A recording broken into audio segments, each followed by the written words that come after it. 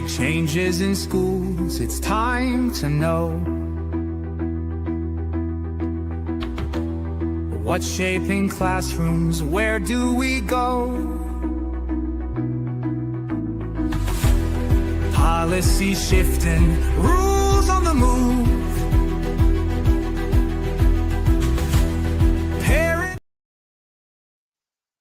Good evening, everyone. Welcome to another edition of the Policy Pulse. I am so excited. This is the Policy Pulse, the education edition, where we break down what's happening in K-12 education so you stay informed, you stay empowered, and most importantly, you stay ahead of the game. I am your host, Katina Taylor. I'm the founder and CEO of Dreams KC, and I'm so excited to have you all with me tuning in, hopefully via YouTube, Facebook, and or Instagram. Please, I encourage you to invite others to tune in to join us each and every Thursday, 6:30 p.m. Central Standard Time, right here, where we discuss education policy. It can feel overwhelming, I know. And there's a lot of noise oftentimes in the news media across our news feeds, and we may not know exactly what actually matters, what we should believe, what is real and what is not. But that's why we're here. No spin, no fluff, just clear, fact-based insights on what's changing, how it affects you, your kids, your school or school district, and most importantly, our communities. So that's why we do this each and every week. We have restarted. We took a little hiatus, and so we are so excited to be back. Whether you're a parent, an educator, a business owner, or just someone who cares about the future of education, stick with me. Hang in there, because this is the place to be each and every Thursday. We're going to break it all down together. And I want you all to drop in the comments where you're listening from, where you're watching from, and we're going to go ahead and get started. All right. So I am so excited to have you all here. I just want to say welcome for each and every one of you that may be new to the broadcast. Again, like, share, subscribe to our YouTube page, our Facebook social media pages. Follow us on LinkedIn, wherever you feel most comfortable. You can find us on those platforms, and we're just so excited to have you with us. I do want to say that we try to keep Policy Pulse succinct, 45 minutes to an hour. Feel free, any slides that we share, any links that we provide, screenshot those, share those out. I'm sorry, I feel like something's in my eye, you guys. Share that out with your zone of influence. Once we know something, we can't unknow it. And so you can fact check us. You can look up the documents and the information that is referenced each and every week here to ensure that you have valid, actionable information.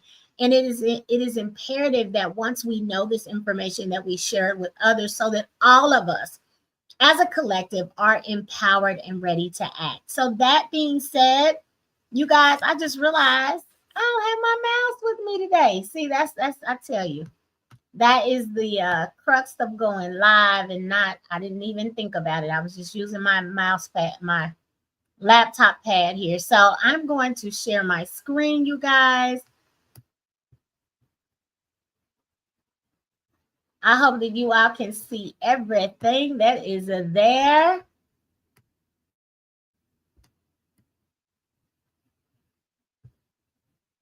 Let's see. Yes, we can. We can see everything. Wonderful. I always like to double check. If you see me looking to the side, know and understand that I am checking. I have my phone here. I just want to make sure that all of our technology is supporting us as we learn and grow together. All right. So again, welcome to Policy Pulse, the education edition. We are here every Thursday evening, 6:30 p.m. Central Standard Time, Facebook, YouTube, and LinkedIn. All right. This is part 4, I believe, part 4 of our 10-part mini series on Title I. And so tonight, what we will be addressing is the question, are schools following the law? And I want to ensure that you understand what it means to be compliant, what it doesn't mean to be compliant in simple, plain English. We don't want this to be complicated for you. We want this to be easily digestible. And I have several resources that I'm making available to everyone that views this broadcast, whether you're seeing it live and live in color right now. If you come back and look at the replay, you will have access to these resources so that if you are a part of a PTA, a PTO, a SAC, as we call them in our local community, any parent group, you have access to this information. You all can print it off, you can share it digitally, but you can educate one another and prepare to hold your schools, your school districts accountable and responsible as it relates to Title I compliance. All right. So I just want to make sure. Oh, I want to also acknowledge, yes, it is National Family Literacy Month. So I hope that you all are day by day, week by week during this November, you are taking time to share, grow your literacy muscles collectively as a family. Are you all reading together? Are you playing literacy games? Are you zeroed in and focused on developing specific literacy skills? Do you have a library card? All right. Have you added to your literacy repertoire, meaning bringing in new and creative and innovative ideas so that you can practice skills together as a family? Whatever it is that you need, I hope you are doing it and being very focused and intentional this month as we celebrate Family Literacy Month. All right. Also, I need you all to do a favor. Some of you that probably follow me and watch Teaching Tuesdays have seen this before, but I wanted to remind you that if we want every child in our cities, in our communities, in our neighborhoods, in our families, at our schools to become confident and competent readers, we have to start by knowing whether or not families have access to books at home. So I want to encourage you to take a moment to complete our book access survey, especially if you're in the Kansas City metro area, which includes Wyandotte County, Lee Summit, Raytown, Grandview, North Kansas City, Belton, Raymore, you name it. I want to hear from each and every one of you. We need a sample size of 300 to 600 responses. It only takes about 2 minutes to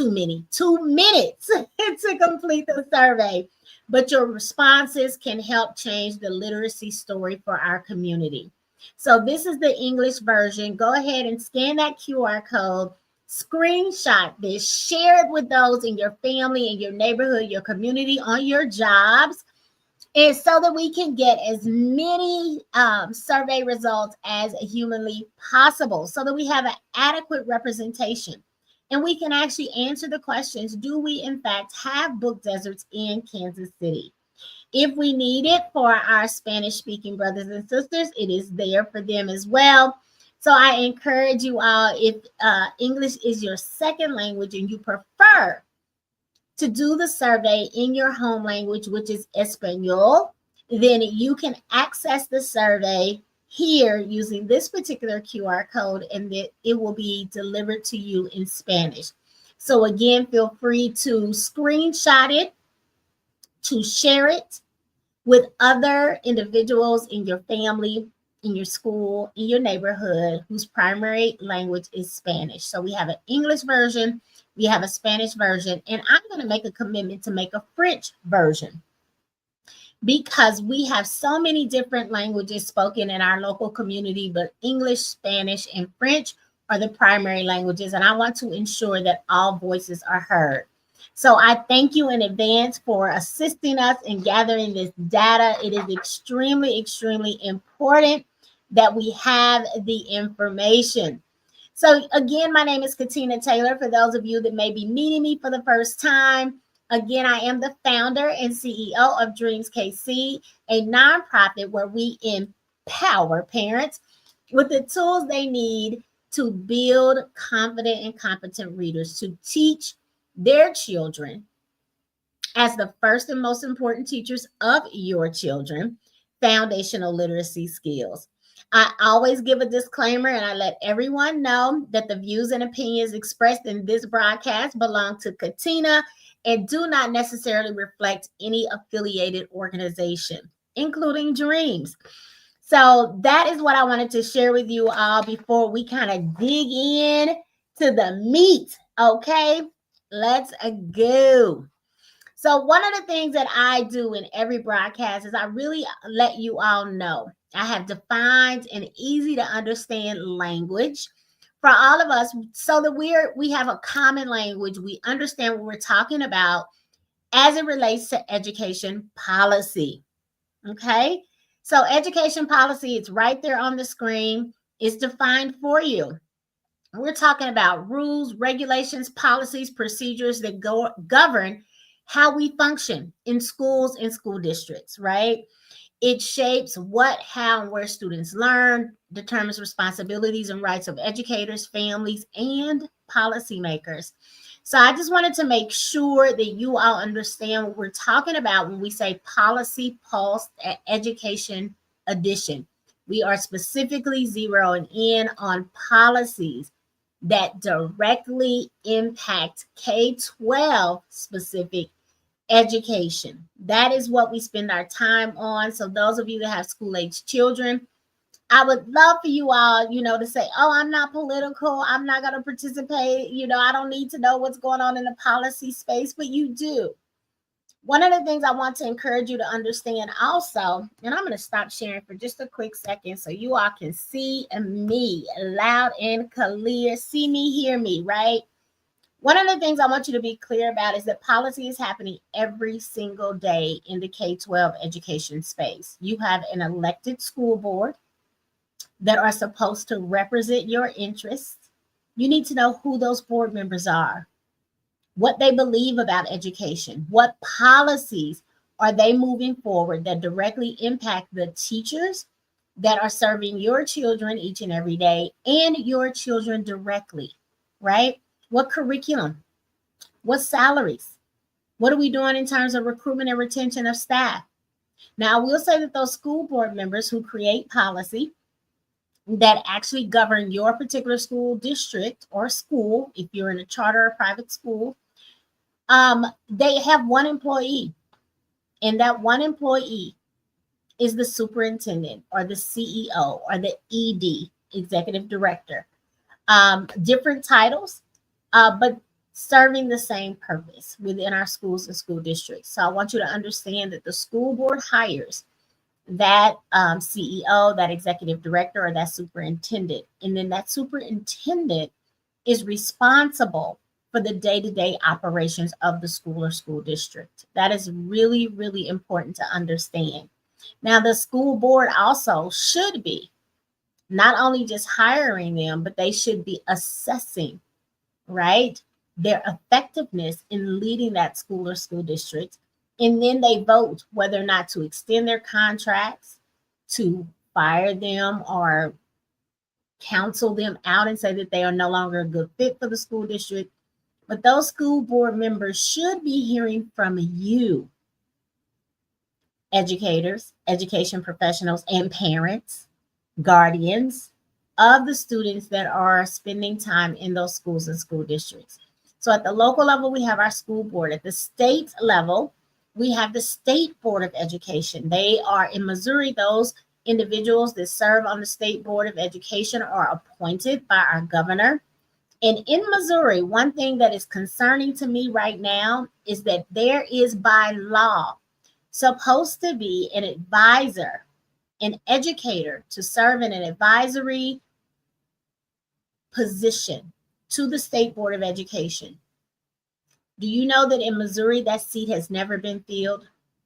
Our governor in Missouri, and no governor prior to, has ever appointed someone to serve in that seat, even though they are legally required to have an education advisor there who is a functioning educator within the state.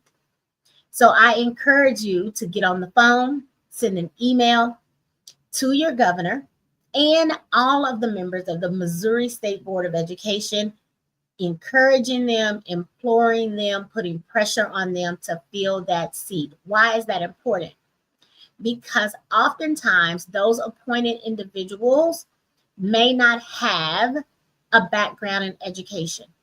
Therefore, they are not necessarily clear about the impact of the policies that they are moving forward in the K-12 space, in the secondary space. So your union should be involved. They should be encouraging, pushing, putting pressure on our governor in Missouri to ensure that they have someone with an education background sitting in that seat that is required by law, so that as policies at the state level are moved forward, they understand, those policymakers understand the direct impact it will have on the ground.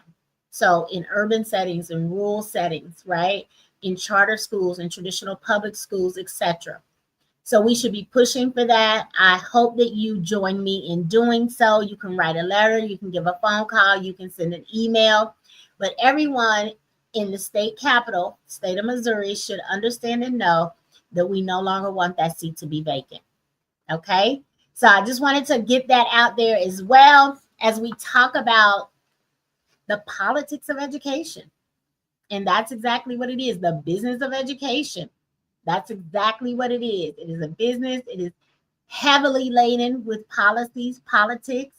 And if we have children there, if we are taxpayers, if we are business owners, all of us have a stake in education in our local communities, and we should be engaged. All right.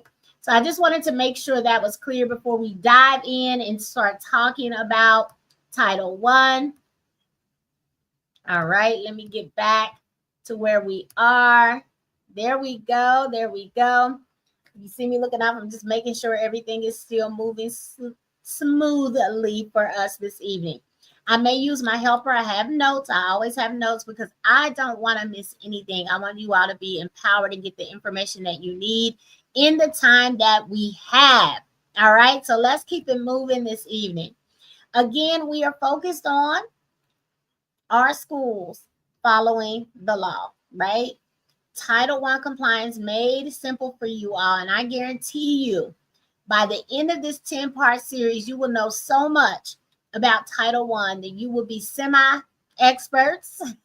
And if you continue to do the work, you will certainly become experts. And I hope that you have an opportunity to educate the school leaders, the school district leaders in your area, if in fact they are missing some of the information that you now are getting through this 10-part series. All right. So I want to, start with the basics. We have this, again, it's the 4th episode. So we started just by informing folks what Title I is, right? It's federal funding that goes to schools serving a higher number of low-income students. The litmus test in Missouri is the 40% rule. If you don't know what that is, go back and look. Because if we have 40% or more of our students that qualify for free and reduced lunch, a school then can implement a school-wide Title I program.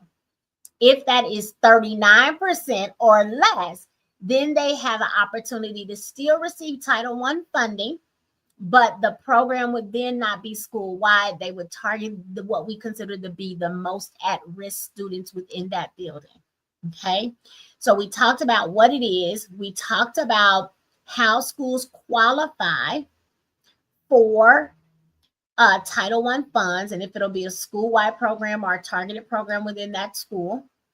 And then last week, we spent time talking about what parents are entitled to under Title I, what it means to be engaged as a parent, how you should be jointly developing your parent school compact, your parent engagement plan, and giving input, significant input on the allocation of the Title I dollars. Now, please understand and know that only 1% of the Title I dollars that flow into a particular school are to be set aside for parent engagement. Last week, we also talked about what types of activities or initiatives could be moved forward for the betterment of students in a particular school or school district and what we can use those Title I funds for. So I just want to make sure that you all are aware, you've caught up. Again, go back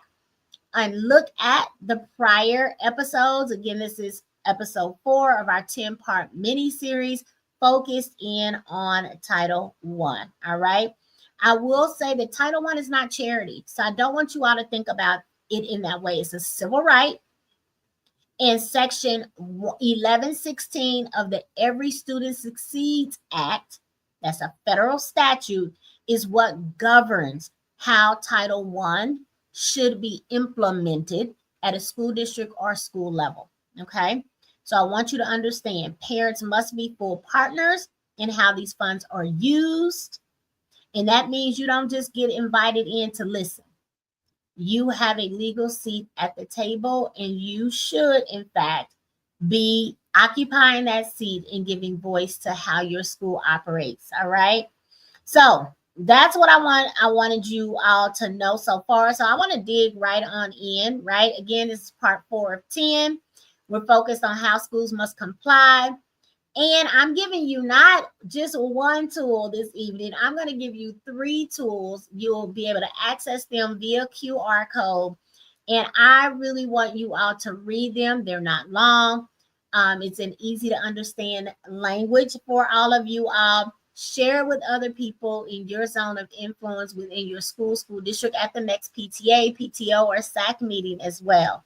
So we are breaking down today Title I compliance, so you know exactly how to tell if your school is following the law. Because we need to know that, right? We don't want to pick a fight unjustly. We don't want to have those tough conversations if, in fact, your school is operating as it should be according to statute. So I just want you all to understand that, all right? All right. So what does Title I really mean for families, right? And you can screenshot this. I always say that. You can take notes as we talk. I'm not going to read everything that is on this slide. You can read it for yourself. What I will say, and I will reiterate,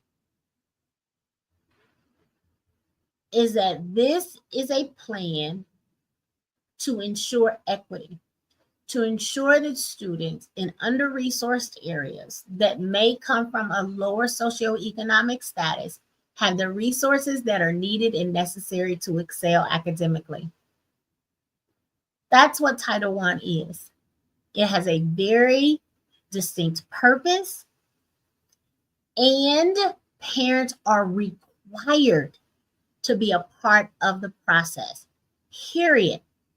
So you kind of see this little flow chart, right? That the dollars come from the Federal Department of Education. They funnel down to our local school districts, right? We then implement the Title I with the help of families. Okay, so I want you all to really understand that and know that.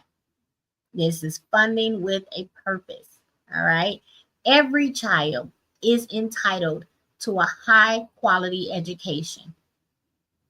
And something else, I'm going to stop sharing again because I heard something today, and I tell you, it really disturbed me. So I want to share this with you all real quick. This is a side note because I want to be very, very clear. The state of Kansas is extremely happy with the growth that they are seeing in 4th grade literacy skills across the state. And that's wonderful that they are seeing growth. But it was really interesting in the news report that I heard today on KCUR, NPR. They said they were extremely excited and happy about the literacy growth of 4th graders across the state, especially because so many of them come from low-income families. That was disturbing to me because inherent in that statement, to me, and you all can drop in the comments or let me know if you think something different, but inherent in that statement was an assumption that if a child comes from a low-income family, then it is more likely that they will not be able to become confident and competent readers. And I push back on that because what I know the data and research tells us is that intellectually, our children are no different. 90% of our children are capable of becoming confident and competent readers when we are intentional and consistent and give high quality instruction. Period. Hard stop. No question. Children that are under-resourced, meaning they may lack a sufficient curriculum, they may lack access to high-quality, effective teachers and instruction, they may be less likely to grasp foundational literacy skills, meaning that there will be gaps or difficulty or challenges becoming confident and competent readers. But I want to ensure you that our children are capable if we are consistent, if we are intentional, if we follow the science of reading, and we put into every classroom and every school building highly effective educators. Period. So Kansas, if you've made that investment, then what you are seeing is the return on investment. Don't be surprised. That's the way it works. All right.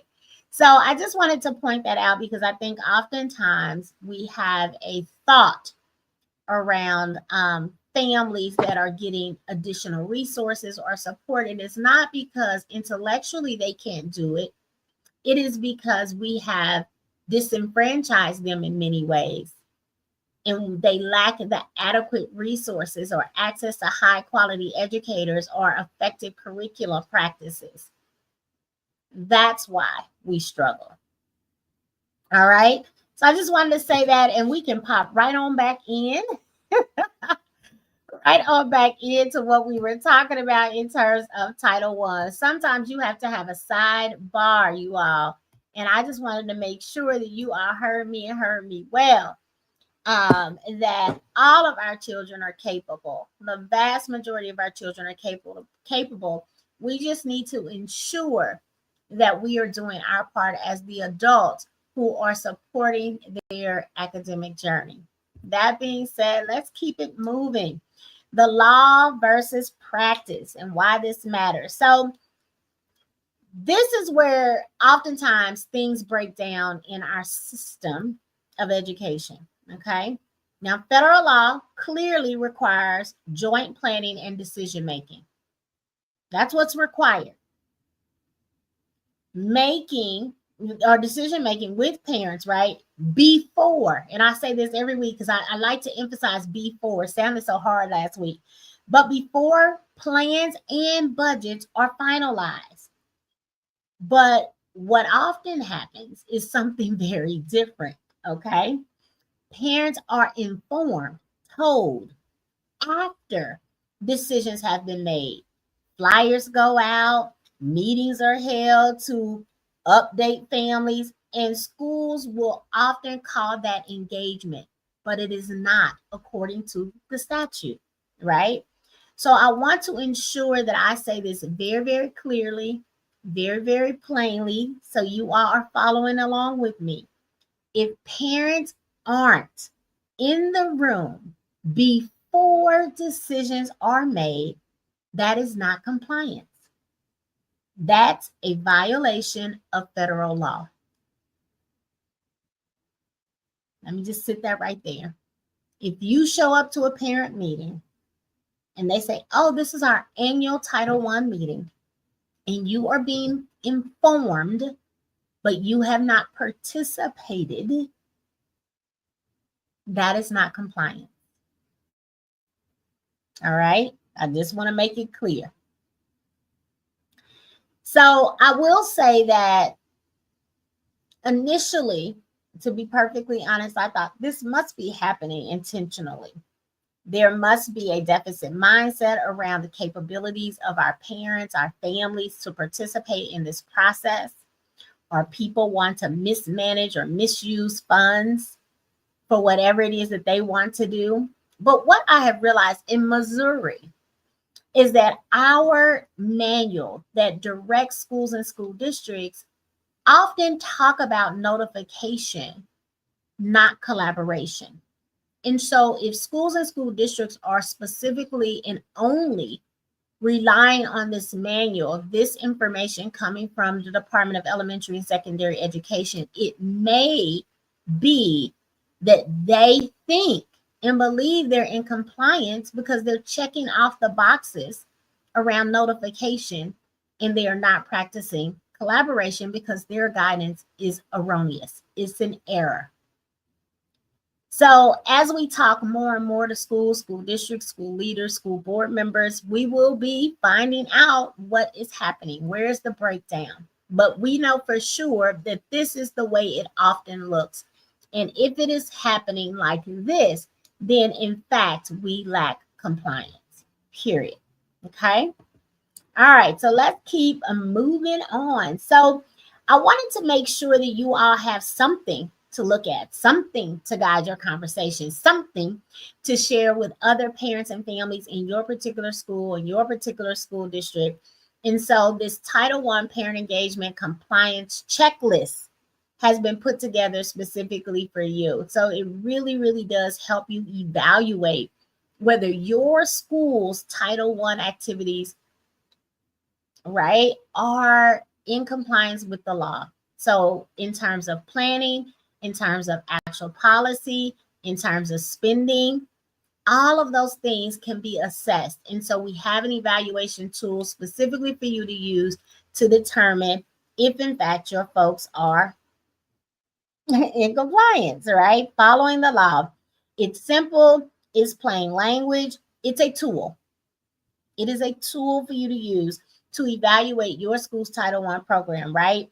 And I will tell you, you don't need to be an educator. You don't need to be a lawyer. I've said this multiple times. I'll say it and reiterate it here again. You just need to ask questions like, who helped write the policy? When were parents invited in to review the plan? Things like that, right? How were Title I dollars decided? How do we decide how we were going to spend this portion of our budget? It really helps you see where your school stands. Are they standing strong in compliance? You have no worries? Or are they struggling to get to? And if you go back and look at last week's broadcast, I showed you the bar chart, what the floor was and where we aspire to be in terms of compliance. We want to be at that top rung. And so if they're struggling, that means they're on the floor. They're at the bottom. We need them to be at the top. That is, they are standing strong. They are following the law, and our children are being positively impacted because of the work that you all are collectively doing together within your school and school district. All right. So I just want to make sure that you all understand that I have this checklist. I'm going to give you a QR code and a few slides here so you will be able to actually access it. But I wanted to kind of review what's in it. So checkpoint number 1, right? The parent and family engagement policy, right? So that's what we're talking about. That's the first checkpoint. Like, this is the bottom rung. It's on the floor. Is your school's your school's parent and family engagement policy? By law, it must be written with parents, not for them. And so if you've never seen the policy or never knew that you could help write it, that's a red flag. I should have had a red flag on this slide somewhere. It's a red flag. You need to ask to see it. You need to ask who helped create it. And if you weren't part of that conversation, your school has some work to do. Now, if you're new to the school, of course you didn't help, right? But what parents did help? And it can't be, oh, we pulled in these always engaged and active parents. No, it was an opportunity opened up to everyone. Okay? So that's checkpoint number 1. Where's the policy? Who helped write it? All of the things. Are we reviewing it annually? They do not get to tell you, oh, we only look at this every 3 years, every 5 years, every 10 years. No, we look at it annually. Why? Because that's the law. Okay, so I want to make sure that you all are familiar with checkpoint number 1. So checkpoint number 2. Now, you see policy first. What is the parent and family engagement policy? That means these are the things that, hey, this is our policy. But then what is the plan? The plan is different from the policy in that it outlines very specific activities for building strong homeschool partnerships that work for real families, not the ideal family, real families with struggles, with time issues, with all kinds of things going on, right? The humanity of it all. Not some pie in the sky for some fictional, the Huxtables, right? No, that's not who we're designing for. Real people living in our community, sending their children to the school every day. That's checkpoint number 2. It should have strategies to address barriers for working parents. So if the meetings are every day or every week or every month at 9 a.m., that is not for working parents. That is for those stay-at-home moms that have the privilege, the luxury, the income that maybe their husband works and they get to stay at home. No, they cannot be making decisions for the whole. How are we addressing barriers for working families? Language access is another one. Are we ensuring that our materials are communicated in all the languages that we have, or certainly the primary languages? How are we ensuring that parents that want to attend, that reach out and say, hey, I want to be there, I want to help shape this plan, don't have transportation issues? Are we sending Uber or Lyft? Do we have an available school bus to transport them back and forth? Cabs, Iris, what are we doing? Carpooling options where everyone can share rides and come in together? What are we doing? Flexible meeting times. Are we meeting on weekends or evenings? What are we doing? How are we addressing? Are we doing it via Zoom so that people can tap in from home or while they're on their lunch break? Or are we only doing it in person? We have to think through all of these things. And then how are we evaluating the success? Are we seeing parent participation increase, stay the same, static, or is it decreasing? We need to evaluate if our activities, if our methods are increasing parent engagement or causing parents to say, nope, don't want to participate. And we take that information, and that's why we review the plan annually, because we want to ensure that what we're doing is working. If it's not working and we're asking families why they're not engaging, and then using that as information to put into the plan to improve the plan, to improve parent engagement, because that's the goal. And the research and data tells us that the more families are engaged in the process, then all of our students do better because of it, academically, social, and emotionally as well. So that's checkpoint number 2. I hope you guys are with me, all right? Checkpoint number 3, one of my favorites. You have a voice in deciding how Title I funds are spent. Parents must participate in budget decisions. Let me say that again. Parents must participate in budget decisions. Funds can support all of these things in this pie chart and some more. But some things, professional development, parent training, out of school, meaning before school, after school, summer school, programming, materials and supplies, i.e. curriculum. Do we need to bring on an additional staff person? Literacy events, home learning resources, all of these things are eligible expenses. We can spend Title I money for these things. What do we need most? What is our focus and why? And how is it going to move all of our children, if it's a school-wide plan, or if it's a targeted plan, how is it going to move those students that we are targeting for the better? And how are we going to evaluate that? Clear documentation is required. Schools must show a paper trail of joint decision making. Where are the notes from the meeting? Have they been recorded? Where are all the sign-in sheets? Do we see multiple drafts? of the plan because we've taken in information from families, from parents. You get to ask the questions again. How are parents involved in deciding the budget? That is a question of curiosity, not confrontation. And it's verification that compliance is happening. And federal law requires the school to answer the question clearly. Okay? So, I mean, that's it. That is the third checkpoint. It's about money.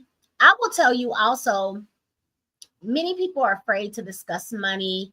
They may have a dysfunctional relationship with money. But I think getting down to the nitty gritty, seeing what is available to allocate can increase all of our financial literacy. We can see that if we spend here, this is how it impacts short-term, long-term, intended, unintended consequences of our spending, right? So it builds as we navigate significant budgets. Oftentimes in this way, as a collective, we're learning, we're getting less intimidated about budgeting and spending. That can have a direct impact on the way in which we manage and allocate our own money in our own homes, right? So we want to ensure that we're participating in this process and not being intimidated or anxious or have anxiety around money. It can serve multiple purposes.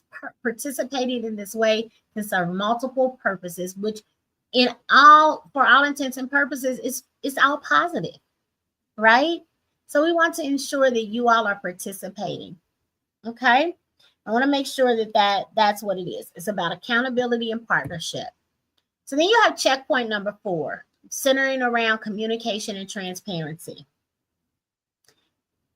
If you are only getting information, what we call a sit, you come in, you sit down, and someone is talking to you, giving you tons of information. That is a sit and get. That is not what is required by law. Two-way communication is what's required. That means we are jointly planning. We're sharing with each other. What did you think about this? That type of thing.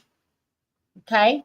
So I want you to be clear that this is not just about making announcements or giving you information. It's about dialogue between schools and families. And that can happen in multiple ways. Okay? Language access, we've talked about that before. Language that parents, families understand. English is a second language, and many folks haven't yet mastered it. So we need to honor their home language. Are we presenting information, printed form or digitally, in the languages for all the families that we serve? That's a real question, and that's what's required, right? And it can't just be a flyer. If I get another flyer, if I get another piece of paper, I don't want any more. That does not count as engagement, okay? And then we have to have ongoing updates. How we doing? Let's check in. Let's annually review. Is parent engagement going up? Is it going down? Is it staying static? How do we know? How are we tracking this? Remember, it's not about compliance, checking off the boxes. It's collaboration. So if you have families that have, speak another language, we want to make sure we have translation services. We want to make sure we have the headphones that might be available that actually can translate into another language in real time. Real dialogue. The law supports your right to meaningful communication. So I want to make sure that you understand that, right? All right. And most things we don't want to use a lot of acronyms, a lot of educational jargon either, because that would be a hindrance to understanding. We want to make sure we have common language. Terms have been explained so that families and parents can be fully, authentically, and organically engaged. So I want to make sure that you all understand that, right? Are they talking with you, not just to you?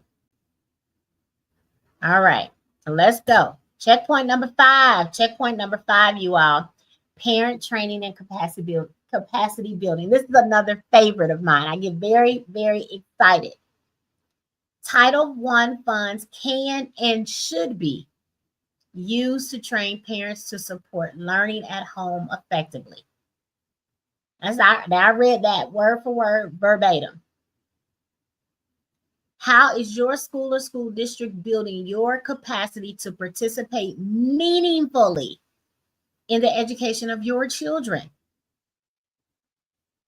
Trainings can include, should include, understanding academic standards and assessments, strategies to support learning at home, navigating the school system, advocacy skills. Schools and school districts should not be afraid for you to show up and advocate for your children. Because if we're already doing the right thing, it doesn't matter that you show up and advocate for more. You may have a perspective that we haven't considered. And when I say we, I'm talking schools and school districts. So we need to hear from you because you're the ones hearing from your students, your children, right? Digital literacy, online learning tools, what's out there, what's available? How do we vet what's best for our children? How does it align with the curriculum that we have chosen to implement within our school? Oh, we're doing life skills or social and emotional learning. What does that look like? Oh, you have a very creative child. This is what it looks like when we, across the content areas, engage them in ways that make sense to them. And this isn't a favor, it's required by law. I'm going to keep saying that. It is required by law. So when schools train parents well, everyone wins. It's a win-win. The load is lifted from the shoulders of those overtaxed, overworked, overburdened educators. And at the same time, families and students feel more empowered, more wins. We're working jointly. That matters. Okay? So I want to make sure that you all are clear about parent training and capacity building because that is needed and necessary. Parents are the first and most important educators, teachers of their children. Why aren't we making an investment in them? Why aren't we bringing them along as joint partners, collaborators in the education of their children? Unless we think they can't do it, they're not worth the investment. Is that what we think of our parents? I certainly don't. And I just don't think the schools and school districts think that way either. At least I hope not. What I do know is what we've been doing isn't working. So why not try something different? All right, let's keep it moving, y'all. Let's keep it moving. So warning signs, I want red flags, things, cause you to kind of perk up and start asking questions and taking notice. No active parent group. There's a school in Kansas City in the metro area. It's been open for about 15 years. They've never had an active parent group. Oh my gosh. Red flag, sirens going off, head popping off my shoulder. What do you mean? Plans without parent input, another red flag. I'm going to a meeting, I get there and something has been presented to me and I start asking the other parents, oh, did you participate in developing this plan? And everyone is looking like, no, we didn't. We didn't know that this was being worked on. Not complying. After the fact meetings.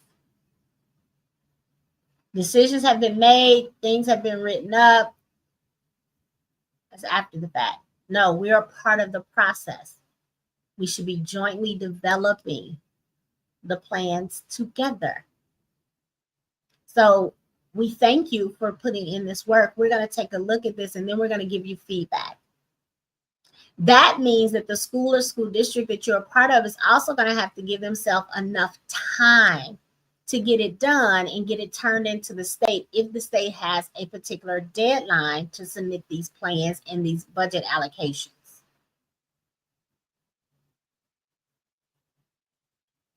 Okay. Missing documentation. If you ask where the sign-in sheets are, where the notes from previous meetings are, things like that, and no one can produce them, another red flag.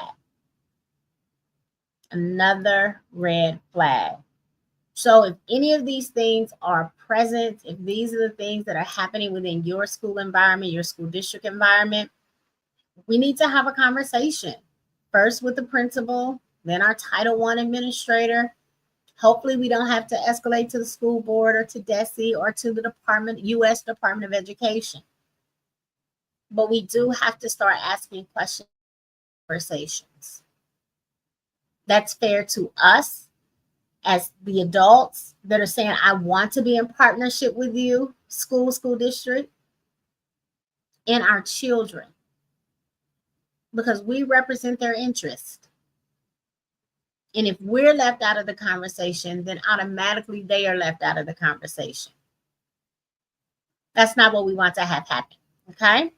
All right, let's keep going, y'all. So I talk about, and I want to send a shout out to Tierra with Activate Mo's, an advocacy group out of St. Louis. And we were having a conversation. She was like, Katina, you can present the carrot or you can present the stick. Now, the carrot is the nice way, the respectful way to express concerns, ask questions, inquire, show curiosity, right? But that stick has to possibly be pulled out if, in fact, in raising the concerns respectfully, having the dialogue, asking that people comply, and they choose not to. Because it's ultimately a decision. Do we get in alignment with the law or do we not? Are we in alignment or are we not? Do we have effective, efficient parent engagement or do we not? Are we allowing parents to understand, contribute to the allocation of Title I dollars, or are we not? Now, first, we want to start off, hey, I want to ask questions. I want to make sure I understand, because that's what's required. You want to reference the law. You want to reference the section of 1116 that you're referring to. Because this isn't my opinion. This is what it says. Oh, we don't have an active parent group. I'd love to support myself and my 3 other parents that have students here. Will work diligently to try to onboard, involve, engage, launch our parent group, our PTA, our PTO. How can we do this? When are the best days? When are the buildings free? Let's think about what's going to work for our working families and how we can have flexible meeting times. What technology exists within our district or school that can make this doable? We want to partner, collaborate. And then you want to document everything. Keep records. When did you call? When did you hear back? What was the response to your questions? What documentation was provided? Anything that you are inquiring about, asking about, trying to verify in terms of compliance, you have to document everything. And I don't want you all, you're worth this. Your children are worth this, right? And so I don't want you all to see this as a burden, as an interference, that you're the angry Black mama or daddy, that you're trying to be a troublemaker, or that you're being too difficult. No. I am being held accountable and responsible for getting my child up, fed, dressed appropriately, with some morals and some values to make sure that the learning environment is just so. I also, as a parent, a caregiver, guardian, have rights. And so I need you to honor those so I can hold you accountable and responsible as well. We're doing the give and take, the checks and balances. Civics 101, right? You are helping the school follow the law and to better serve all families. So you want to be confident and you want to approach it from a place of how do we work together? That's the bottom line, Okay. All right. So here is the slide I want you all to screenshot, right? Because you need all of these QR codes to access. First and foremost, you have the Title I Parent Engagement Checklist. All right. So I've looked at what is required by statute, broken it down in the different buckets, and literally created a checklist. And you could just go boop, boop, boop, boop. Are these the things my school is doing? Are they doing them well? Where are we falling short? So that we have a solid plan, a compliance plan in place. Then you have the parent and family engagement guidance that came out just this year in January. I wanted to make sure that you all have this in your hand yourself, because this is what the U.S. Department of Education is providing. This is not what Katina thinks. This is not what Dreams thinks. This came directly from the U.S. Department of Education to clarify, further support, and uplift the fact that family and parent engagement is important, it is required, and this is how we do it. That's that middle QR code. And then I wanted to give you the section 1116 plain language summary. I want to ensure that you understand what is required of schools and school districts in plain, easy to understand language. That's what that last QR code is. Again, so you can see that this is not my opinion. This is not what I think or believe, but this is what the law says. So screenshot this, share this. You can print this off, make as many copies as you need to ensure that all of the families in your school district, your PTA, your PTO, your SAC group, your district advisory council, the DAC group, that you all have this information. It is important for you to have it. Okay, so when you scan those QR codes, it should take you directly to those documents.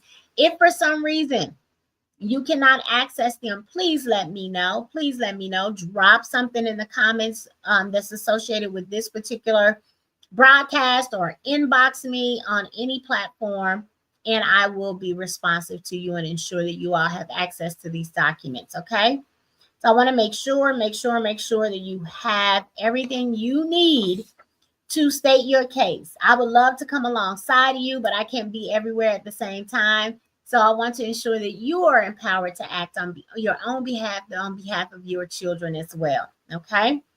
All right. You are your child's best advocate. Bottom line, you have the knowledge, you have some tools. Now it's time to use your voice, right? Compliance isn't about paperwork, right? We know that it's about partnership, and I want to keep reiterating that, restating that, so you really, really are clear. It's about schools and families working together, so every child gets a fair shot at success. That's what my notes say, right? You one question, one conversation, and one action at a time.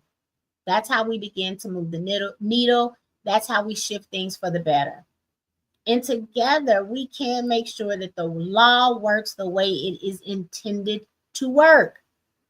Oftentimes, we'll say, how is it that suburban schools or school districts get things done in a way that urban settings can't? This right here. They show up for themselves and for their children and demand what the law says they are entitled to. We have to do the same thing. And I understand, just like church hurt, some of us had school hurt. We have been harmed in the educational environment. I don't want that to hinder you from advocating for your children. Do we have to do the work to heal that? Yes. This may help you get over that hump, get over that hurt, knowing that you stood up and advocated for your child in a way that perhaps your parents weren't able to, or just didn't have the knowledge and the information to do so. So now we show up differently for ourselves as parents or grandparents or caregivers or guardians, and for those children that we support. Okay? So I want you to think about that. I really do want you to think about that. Up next week, episode 5. We halfway. Y'all, next week we will be halfway done with the 10-part mini series around Title I. So we're going to be talking about meaningful versus token engagement, right? We're going to go deeper, even deeper than we already have gone around this. I want to encourage you to like and follow Dreams KC on LinkedIn, on YouTube, on Facebook, on Instagram, on Threads. At Literacy is Liberation is where you can find us. If you have questions, if you have comments, if you have concerns, if anything that I have shared with you all is not clear, I encourage you to reach out, ask questions, share this out with other folks. Begin to have these conversations within your schools and your school districts. I encourage you to do so for sure. I'm going to stop sharing really, really quickly. I think, yes, I am. There we go. I'm so excited about this 10-part mini series. I think it is needed. It is necessary. You all, I want to empower you, not just to teach foundational literacy skills to ensure that we are building confident and competent readers, but Title I is really important because when we start thinking about parent training, when we start thinking about curriculum adoption, when we start thinking about enrichment programs before and after school, when we start thinking about increasing staff, you have input in all of those decisions. So will you activate and walk in that power that you occupy, that you possess for the benefit of your children becomes the question. I will say before we sign off, we're a little bit over time. That's okay, but it is a wrap for today's Policy Pulse Education Edition. Thank you all for joining me each and every week right here, Thursday, 6:30 p.m. Central Standard Time on LinkedIn, on YouTube, and on Facebook. I pray, I hope that this information has helped to bring some clarity to what's happening in education policy, specifically around Title I and what it means for you. But staying informed is just the first step. I say this every week. I'll say it again. The real power comes when we use the knowledge that we now have to make decisions, to advocate for what matters, and to ensure that our voices are heard. That's it. So let's keep the conversation going. Again, any comments, questions, concerns you have, drop them in the comments. I will read all of them. Share this broadcast with someone who needs to hear this information. And if you have questions or additional topics that you want us to address, you want me to address, let me know. We are in partnership and collaboration. We can model this for schools and school districts. I'll see you all next Thursday, same time, same place. And until then, I want you all to stay informed, stay engaged, and as always, let's keep pushing for the best education possible for our children. Peace out, y'all. Let's get lit. My shirt says, literacy is my jam, and I am here to spread it. I hope you all are as well. Until next time, have a great evening. Bye. Teachers, get in the groove. No more confusion. No more delay. Facts that matter right here today. Policy Pulse, breaking it down. Education news, straight from the ground. What's changing now? What's coming next? Stay informed, don't second guess.